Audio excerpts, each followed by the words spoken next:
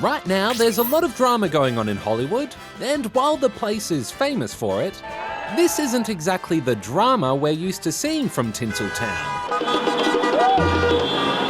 Recently, more than 160,000 actors and performers went on strike across the United States, joining the more than 11,500 writers who have already been on strike since May.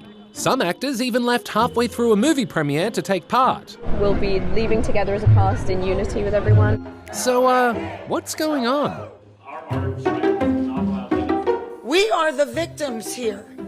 We are being victimized by a very greedy entity. I am shocked by the way the people that we have been in business with are treating us. This is Fran Drescher. She has style, she has flair, and she was there at the picket lines because she's an actor, as well as president of SAG-AFTRA. That stands for the Screen Actors Guild and American Federation of Television and Radio Artists. It's a union group that fights for better working conditions for actors and radio stars. SAG-AFTRA and WGA, which is the writers' union, have been trying to negotiate new agreements between the big film studios and the actors and the writers. But as the strike would suggest, things haven't gone too well. So what do the actors and writers want, and when do they want it? Now, presumably. Well, for starters, the writers would like better pay for their work, because while you might not necessarily see them in the movies and TV shows, writers play a really important role. Without them... Oh, hang on. There's nothing written on here for me to say.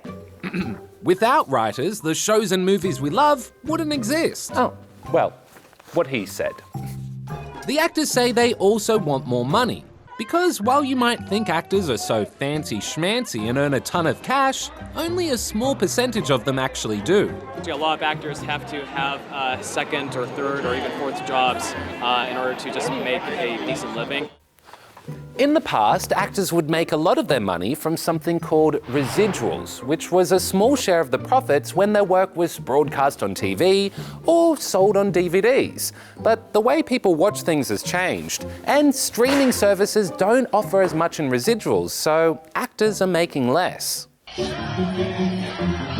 They are also calling for better protections for writers and actors against artificial intelligence, after some film studios proposed the idea of using AI to help write scripts and even replace actors. We're fighting for basic respect and protection for our members. That includes things like making sure that our members aren't abused by unfair provisions regarding artificial intelligence. They don't have their image and likeness and voice stolen from them through that method.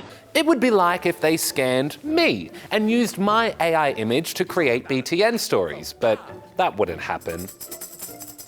Huh. Well, that's funny. I don't remember filming that. Or that. Has AI been using my image?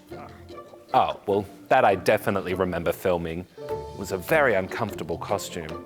Don't recommend.